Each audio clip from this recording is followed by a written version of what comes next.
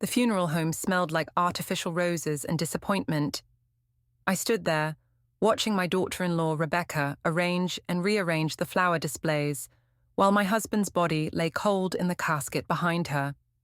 She hadn't shed a single tear since Thomas died 3 days ago. Instead, she'd been making phone calls about insurance policies and pestering the family lawyer about the will. "The lilies should be closer to the front," she said, her voice carrying that familiar edge of authority. "It's what Thomas would have wanted." I wanted to tell her she knew nothing about what Thomas would have wanted.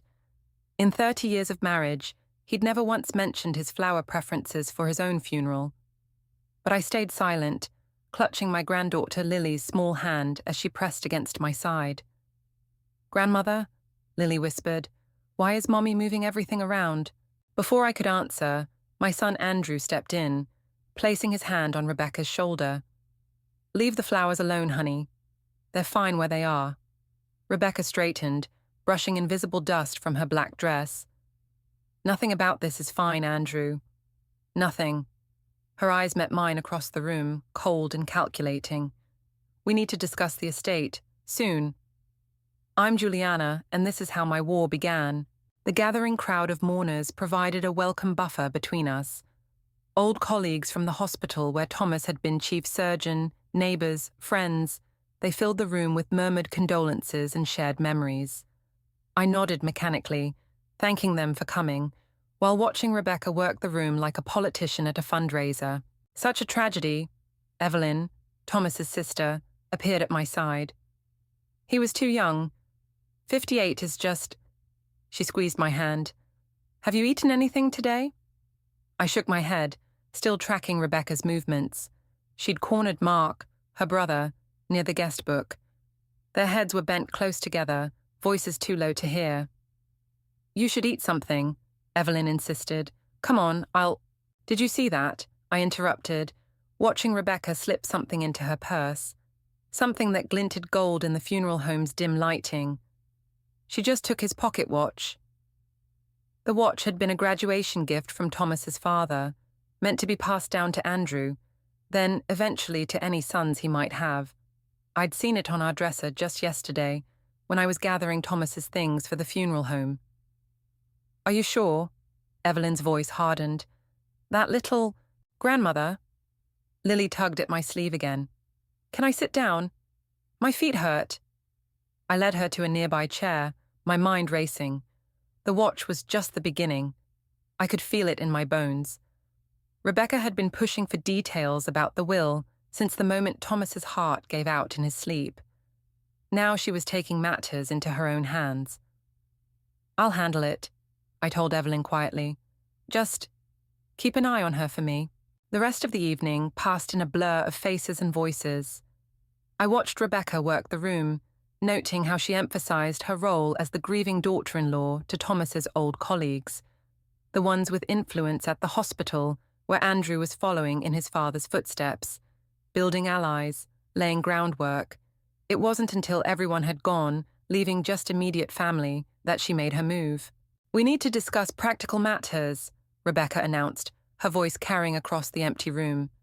"The house, the accounts, the practice, everything needs to be sorted quickly. For Andrew's sake, of course." "For Andrew's sake," I echoed, feeling something snap inside me. "My husband isn't even in the ground yet." "Exactly why we need to move quickly," she pressed, "before things get complicated." I looked at my son, seeing the conflict in his eyes as he stood between us, literally and figuratively.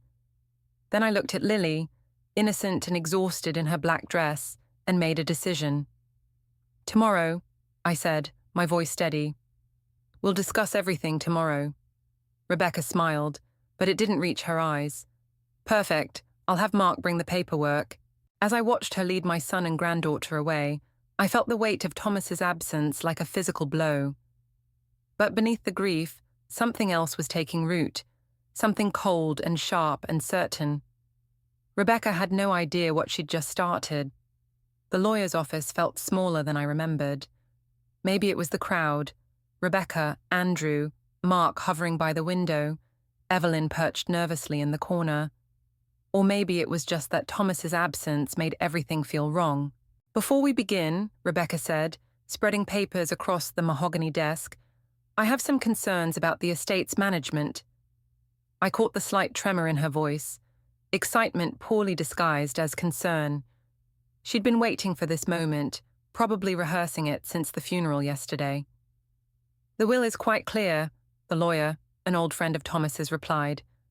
"Mrs. Crawford maintains primary control of all assets, with provisions for young Lily's education trust." Rebecca's fingers tightened on the papers.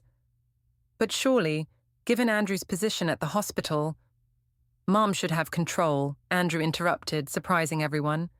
"Dad knew what he was doing." I watched Rebecca's face flash through several emotions before settling on a practiced smile.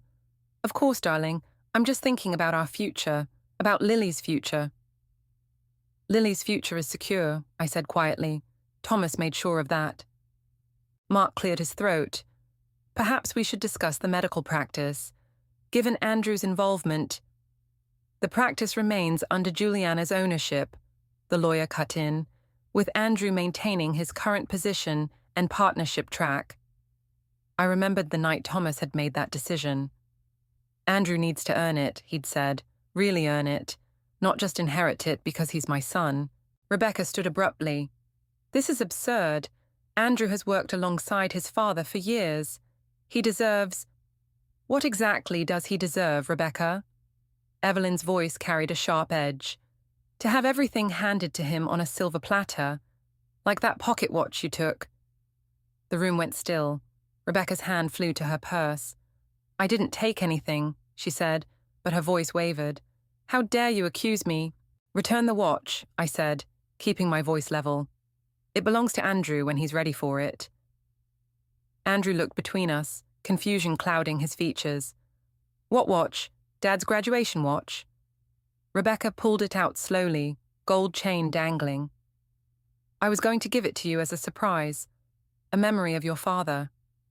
"By stealing it," Evelyn muttered. "Enough." Andrew grabbed the watch, his face flushed. "Can we just get through this?" The lawyer continued reading through the will's provisions, but I barely heard him. I was watching Rebecca's hands, the way they kept moving, straightening papers, adjusting her jacket, twisting her wedding ring. Planning. Always planning. "There's one more thing," the lawyer said, pulling out a sealed envelope. "Thomas left this for you, Juliana." "Private instructions," he said. Rebecca's head snapped up. "Private instructions? About what?" "That would be between Thomas and his wife," Evelyn said sweetly. I tucked the envelope into my bag, feeling Rebecca's eyes boring into me. Whatever was in it, I wouldn't read it here. Not with her watching like a hawk. "If that's everything," Rebecca stood again, "we should discuss the house. Obviously, it makes sense for Andrew and me to—" "The house stays with me," I cut her off. "You have your own home." "But it's so big for just one person," she pressed. "And with Lily can visit her grandmother whenever she wants," Andrew said firmly. "The house is Mum's home." The meeting ended with Rebecca barely containing her fury. As we filed out, she grabbed Andrew's arm. "We need to talk, now." I watched them leave, Rebecca already working to undo whatever moment of loyalty Andrew had shown. Mark followed them, pausing only to give me a look that might have been apologetic. "Well, that was fun," Evelyn sighed. "Want to get a drink?" I shook my head, touching the envelope in my bag. "I need to read this." "Whatever it says," Evelyn squeezed my shoulder, "remember Thomas loved you. Don't let Rebecca make you doubt that." Alone in my car, I finally pulled out the envelope. Inside was a single sheet of paper, covered in Thomas's familiar scrawl. The first line made my heart stop. "My darling, if you're reading this, Rebecca has already started moving against you. Here's what you need to know." I looked up to see Rebecca watching me from across the parking lot, her face unreadable behind designer sunglasses. She raised her hand in what might have been a wave or a warning. Game on, I thought, turning back to Thomas's letter. Game on. I followed Rebecca's silver Mercedes from a safe distance, Thomas's letter burning a hole in my purse. 3 days of watching had finally paid off. She was meeting Mark again, but not at their usual coffee shop. This time, they'd chosen the old boathouse by the lake, where Thomas and I used to take Andrew fishing. The irony wasn't lost on me. I parked behind a cluster of trees and watched them through my binoculars. Rebecca paced the dock while Mark sat on a bench, his laptop open. Their voices carried across the water. "It has to be ironclad," Rebecca was saying. "That bitch thinks she's so clever with her grieving widow act." "The will's pretty solid," Mark replied, "but there might be a way around it if we can prove Thomas wasn't of sound mind when he made the changes." My hands tightened on the binoculars. Thomas had warned me about this in his letter, how Rebecca had been pushing him to revise the will months before his death, how she'd brought up his confusion at work, planting seeds of doubt. "What about Andrew?" Mark asked. "He's not exactly helping our cause." Rebecca's laugh was sharp. "Andrew will do what I tell him. He always does." A twig snapped behind me. I spun around to find Evelyn, her face grim. "Thought I might find you here," she whispered, crouching beside me. "What are our favorite conspirators up to?" I handed her the binoculars. "Plotting to declare Thomas mentally incompetent when he wrote the will." "That won't work," Evelyn said. "I was there when he updated it. So was his doctor." "They don't know that."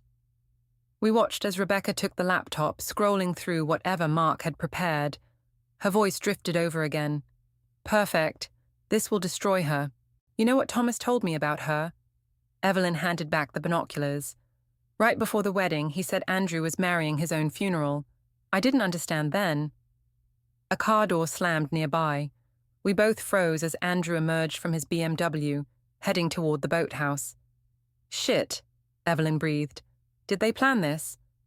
Rebecca's face lit up at the sight of her husband. "Darling, I was just discussing the practice with Mark. Those insurance issues you mentioned." Andrew looked confused. "What insurance issues?" "The ones your mother's been ignoring," Rebecca said smoothly. "Show him, Mark." I'd seen enough. I stepped out from behind the trees, Evelyn right behind me. "Hello, everyone," I called out. "Lovely day for a family meeting." The color drained from Rebecca's face. Mark snapped the laptop shut. "Mum?" Andrew looked between us all. "What's going on?" "Yes, Rebecca." I moved closer. "What is going on? Something about insurance issues I'm ignoring." "We're trying to protect the practice." Rebecca recovered quickly. "Since you clearly don't understand the business side, like you didn't understand that stealing Thomas's watch was wrong." "That again?" Rebecca rolled her eyes. "I returned it, didn't I?" "After you were caught," Evelyn muttered. Andrew's face hardened. "You told me you asked Mom for the watch. Does it matter?" Rebecca touched his arm. "We're family. Family shares things." "Family doesn't conspire to declare other family members mentally incompetent," I said quietly. The words hung in the air like smoke. Andrew turned to Rebecca, something shifting in his expression. "Is that what this is about?" he asked. "The will?" "She's twisted everything," Rebecca said quickly. "She's trying to turn you against me, can't you see that?" "The only thing I see," Andrew replied, "is my wife meeting secretly with her brother to discuss my father's mental state." Mark stood up. "We should all calm down." "Show him the laptop," I suggested. "Show him exactly what you're planning." Rebecca clutched the computer to her chest. "This is private business matters." "Nothing about this is private anymore," I cut in, pulling out my phone. "Just like your conversation isn't private. Amazing what modern phones can record from a distance." Rebecca's face went from white to red. "You wouldn't dare. Try me." Andrew looked at me, really looked at me for the first time since Thomas died. "Play it," he said softly. Rebecca's hand shot out, grabbing his wrist. "Andrew, please." But he was already walking away, heading toward my car. Rebecca watched him go, her carefully constructed world starting to crack. "This isn't over," she hissed at me. I thought of Thomas's letter, of all the evidence he'd gathered, of everything he'd known and planned for. "You're right," I replied. "It's just beginning." The box of Thomas's personal items sat unopened in my study for a week after the confrontation at the boathouse. Each time I reached for it, something held me back. But tonight was different. Tonight, I needed answers. Inside, beneath medical journals and old photographs, I found a leather-bound diary.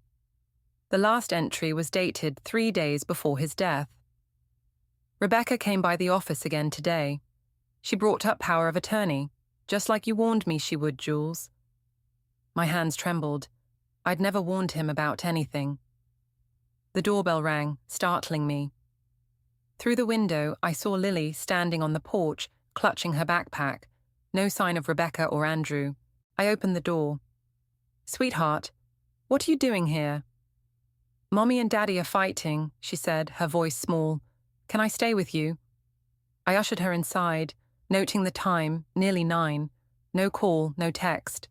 Just my 8-year-old granddaughter showing up alone in the dark. "Did you walk here by yourself?" Lily nodded. "Mommy said mean things about you. Daddy got really mad." My phone buzzed, Andrew calling. I let it go to voicemail, focusing on getting Lily settled with hot chocolate and cookies. Only then did I listen to his message. "Mom, is Lily there? She's not herself. She found something in Dad's old files and she's saying things. Just call me back, okay?" I looked at the diary in my hands, then at Lily, who was carefully arranging marshmallows in her cocoa.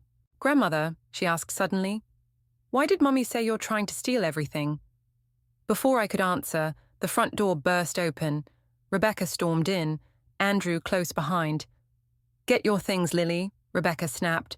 "We're leaving." "She's not going anywhere," I said, stepping between them. "Not until you explain why my granddaughter was wandering the streets alone at night. Because you've poisoned my husband against me." Rebecca's voice cracked. "Because you and Thomas plotted behind my back for years." She thrust a paper at me. A letter in Thomas's handwriting, dated months before his death. My blood ran cold as I read it. "You were investigating me," Rebecca laughed bitterly, "having me followed, taking pictures of my meetings." Andrew looked lost. "Mum, what is she talking about?" "Show them the diary," Rebecca demanded. "Show them how long you've been planning this." I glanced at Lily, who had shrunk into the couch cushions. "Not here, not in front of her." "Why not? She should know what kind of grandmother she has. One who spies on her family, who—" "Enough!" Andrew's voice cut through the room. "Lily, go upstairs to your old playroom, now." Once Lily was gone, Rebecca rounded on me again. "Did you enjoy it? Watching me, gathering evidence, playing the grieving widow while you plotted?" "I didn't know," I said quietly, holding up Thomas's diary. "I just found this tonight. He never told me what he was doing." "Liar." "It's true," I opened the diary. "He was protecting us, all of us, from you." Andrew took the diary, reading silently. His face grew harder with each page. "The power of attorney requests," he said finally. "The suggestions about Dad's mental state. You were planning this before he died." Rebecca's composure cracked. "I was protecting our future. He was going to leave everything to her and that child. That child is our daughter. And what about us? What about everything we've worked for?" I watched them argue, seeing the threads of their marriage unraveling. Thomas had seen this coming, had documented everything, had left me the weapons to fight back without even telling me. "I want a divorce," Andrew said suddenly. Rebecca went still. "You don't mean that." "I'll be staying at Mum's tonight with Lily." "You can't—" "I can, and I will." He turned to me. "There's more, isn't there? In Dad's records." I nodded slowly, thinking of the sealed envelope from the lawyer, still unread. "There's more." Rebecca grabbed her purse, hands shaking. "This isn't over, any of it." As she stormed out, I heard Lily's small voice from the stairs. "Is Mommy going away?" I looked at Andrew, saw the pain and resolve in his face, and realized that winning this war might cost us more than we'd imagined. But we were past the point of no return. The hospital corridor felt endless as I made my way to Andrew's office. 2 weeks since he'd moved in with me, and Rebecca had been busy. 3 board members had already called, expressing concerns about Andrew's stability and commitment to the practice. I found him at his desk, staring at a pile of resignation letters from key staff members. "She got to them," he said without looking up. "Convinced them I'm unstable, just like she tried to do with Dad. We'll hire new staff. It's not that simple." He finally met my eyes. "She's telling everyone I had a breakdown, that I'm unfit to practice, that you manipulated me into leaving her." The sealed envelope from Thomas's lawyer sat heavy in my purse. I'd been waiting for the right moment, but maybe there wasn't one. "There's something you need to see." Before I could reach for it, Evelyn burst in. "Rebecca's downstairs, with lawyers." Andrew stood. "What lawyers?" "Hospital board lawyers and—" Evelyn hesitated. "She's got medical records. Thomas's medical records." My blood ran cold. "That's impossible. Those were sealed." "Mark works in records," Andrew said quietly. "Has for 15 years. The pieces clicked together.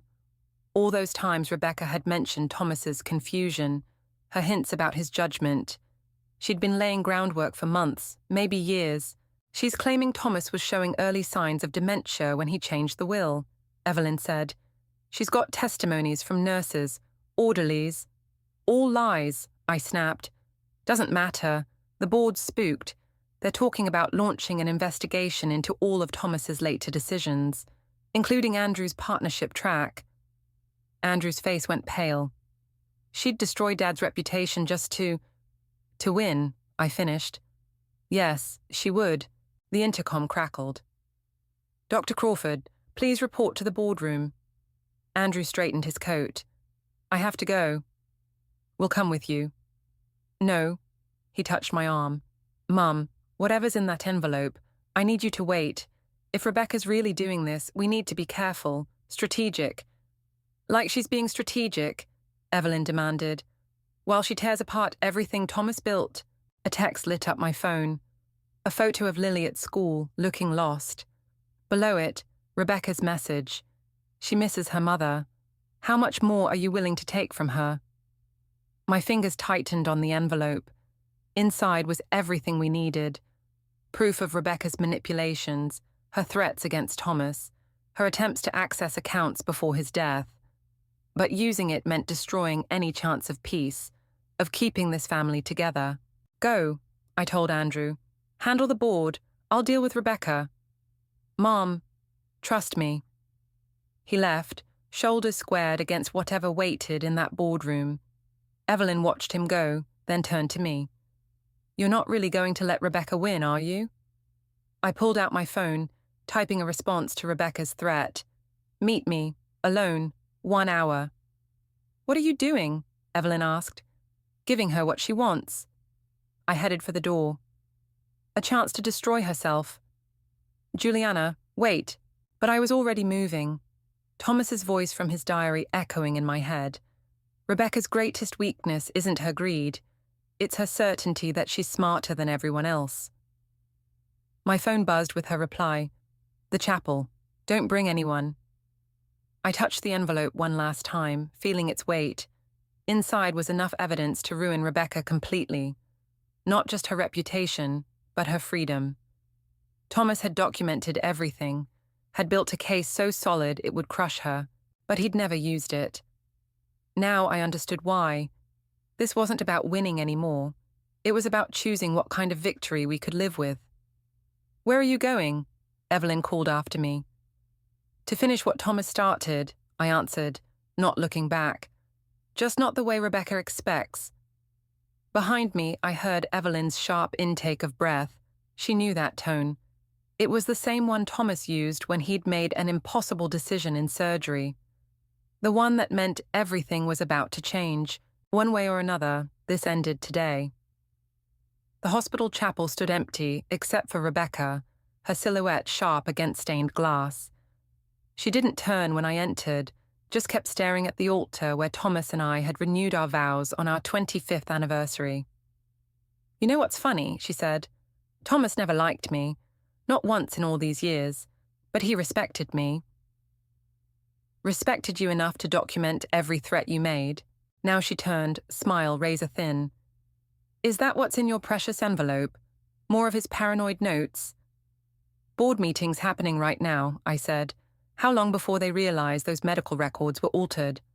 Long enough. She stepped closer. Mark's very good at his job, and there are enough real questions about Thomas's final months to make everything else believable. A noise at the door made us both turn. Andrew stood there, face ashen. The board voted. I'm suspended pending investigation. Rebecca's triumph flickered. Andrew, I tried to warn you. They're investigating Dad's cases too. Every surgery, every decision from the past year. His voice cracked. They're exhuming his body. The world tilted. They can, Rebecca cut in.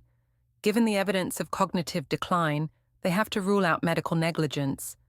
Standard procedure. I lunged for her, but Andrew caught my arm. Mom, don't. How dare you, I snarled. How dare you desecrate his memory? I tried to be reasonable, Rebecca said. Offered to split everything 50-50. But you and Thomas, you just had to prove you were better than me. Smarter, more worthy. She pulled out her phone. Now I have to use this. The video showed Thomas in his office, looking exhausted, confused. The timestamp showed 3 days before his death. Heavily edited, I said. The board will see through. Will they? When the toxicology report shows unusual levels of medication in his system? When they find out his own wife had access to his prescriptions? The implication hit like a physical blow. Andrew's grip on my arm tightened. You wouldn't, he whispered. Watch me. Rebecca's mask finally cracked, showing the desperation beneath. I'm not leaving here with nothing.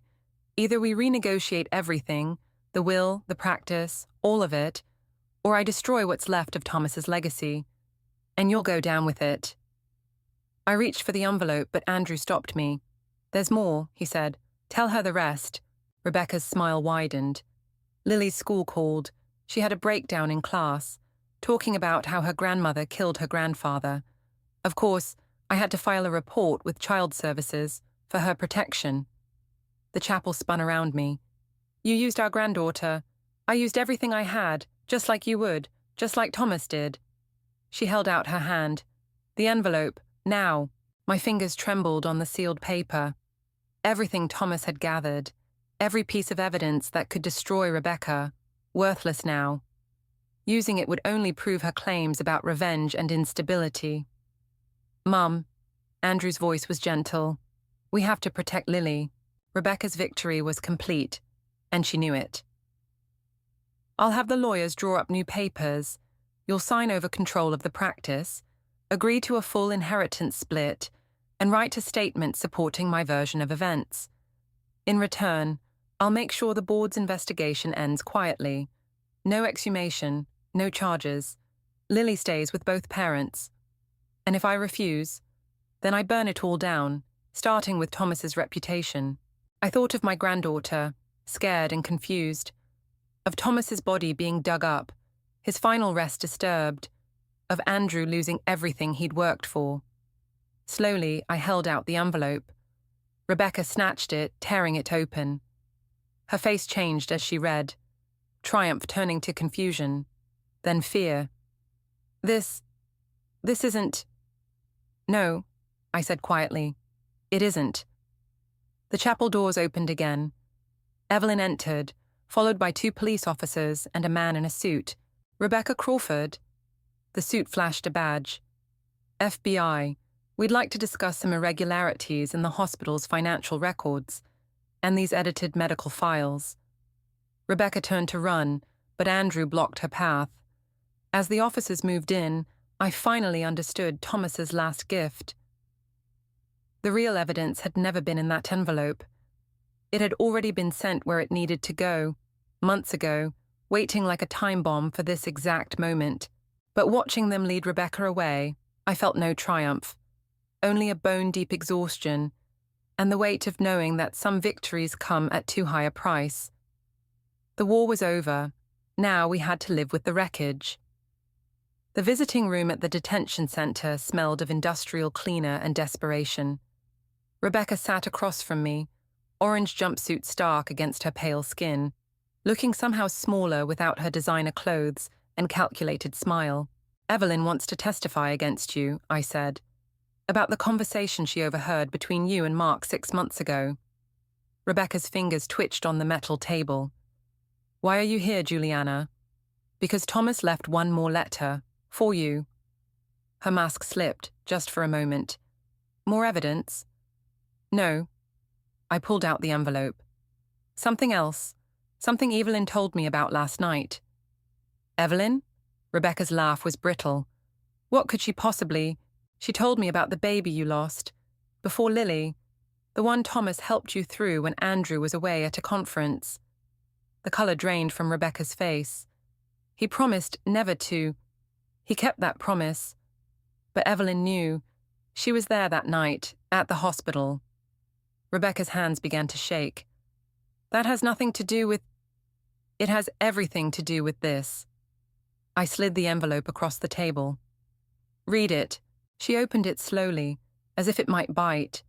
Her eyes moved across the page, and I watched the careful walls she'd built begin to crumble.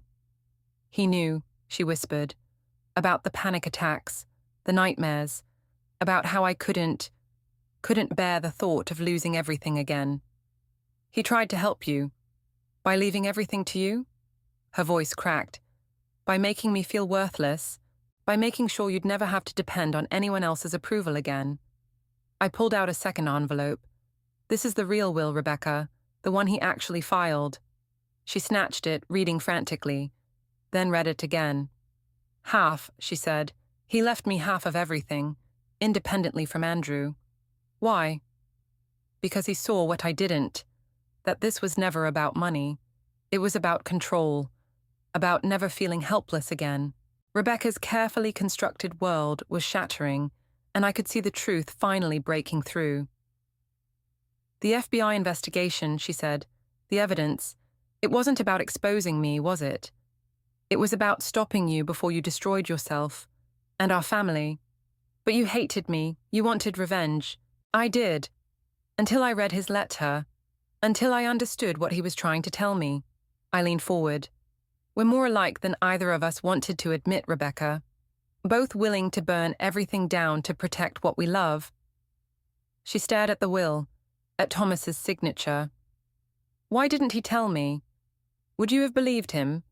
Or would you have seen it as another way someone was trying to control you?" A tear splashed onto the paper, then another.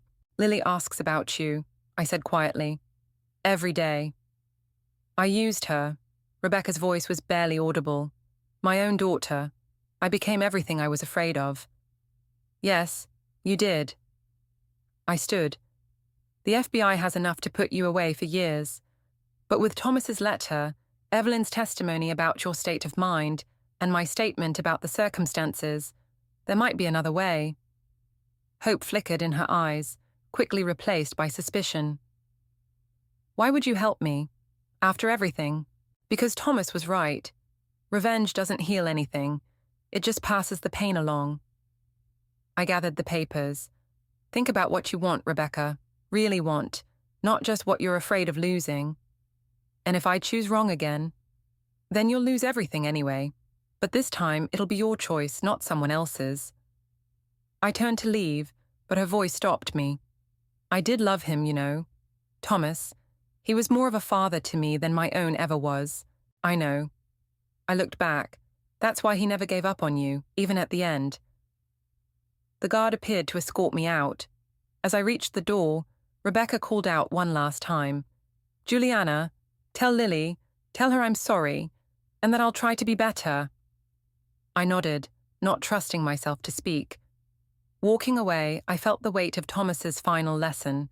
Sometimes the greatest act of love isn't protecting someone from their mistakes, but giving them the chance to learn from them. The war was over. Now came the harder part, learning to live in peace. The garden bloomed exactly as Thomas had planned it, each flower timed to open in perfect succession. He'd always said gardens were like families. They needed both roots and room to grow. I sat on the bench, watching Lily help Andrew plant new bulbs. Her small hands patted the earth with careful precision, just like her father, just like Thomas. Will they bloom by the time Mommy comes home? She asked. Andrew glanced at me before answering. Yes, these ones bloom in spring, right when Mom finishes her program. The rehabilitation center had been Rebecca's choice, surprising us all. 6 months of intensive therapy instead of prison time. She'd signed the plea deal without hesitation. Grandmother? Lily held up a bulb. Can we plant some by Grandfather's stone? Of course, sweetheart. As they gathered their gardening tools, Evelyn appeared with a familiar box. Thomas's personal effects from his office. Found something you should see, she said, sitting beside me. She pulled out a small notebook, its pages dog-eared and coffee-stained. His last case notes. I opened it carefully. Among medical terminology and surgical plans, I found something else. Observations about Rebecca, spanning years.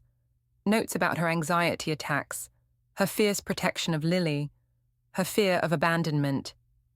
He was treating her all along, Evelyn said softly, in his own way.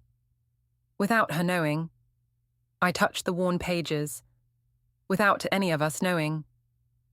There's more. She hesitated. The night he died, he'd just finished writing a letter to Rebecca's father. My head snapped up. What? Confronting him about the abuse, the abandonment, everything that made Rebecca who she is. Evelyn's voice caught. He was fighting for her, Jules. Right until the end. Lily's laughter drifted across the garden as Andrew showed her how to measure the planting depth. The sound hit me like a physical thing. Joy and pain tangled together. I found this too, Evelyn said, handing me an envelope. It was tucked inside his surgical journal. The paper was thick, expensive. My name in Thomas's handwriting. Read it, Evelyn urged. It's time. My hands shook as I opened it. My dearest Jules, if you're reading this, then everything has played out as I feared it might. Rebecca's demons finally overwhelmed her, and you've had to face the storm I saw coming. I know you'll want revenge. It's one of the things I've always loved about you, your fierce protection of our family. But remember what I taught Andrew in his first surgery. Sometimes healing requires cutting away the damaged parts, but it always requires giving new growth a chance. Rebecca is damaged, but she's family. The choice of how to handle that will define not just her future, but yours, and Lily's. I've left you everything you need to destroy Rebecca completely. I've also left you everything you need to help her heal. The choice of which path to take is yours. But know this, true legacy isn't in what we leave behind, but in what grows from the seeds we plant. All my love, Thomas. I looked up to see Lily placing a flower on Thomas's memorial stone, Andrew's hand on her shoulder. Beyond them, the garden stretched out in careful patterns, each plant supporting the others, creating something greater than its parts. He knew, I said. All along, he knew this would happen. Of course he did, Evelyn smiled. He was Thomas. My phone buzzed. A message from Rebecca's counselor. Her latest evaluation showed significant progress. She was asking if I would consider joint therapy sessions. 6 months ago, I would have deleted the message. 3 months ago, I would have used it as leverage. Now, Lily, I called out, come help me choose which bulbs to plant next. Your mother always loved blue flowers. As my granddaughter ran over, dirt smudged and beaming, I finally understood Thomas's last lesson. Revenge might satisfy our pain, but only forgiveness allows us to grow beyond it. I texted back a single word, yes. In the garden, new life pushed through old earth, reaching for the light, just like Thomas had planned, just like he'd taught us all to do.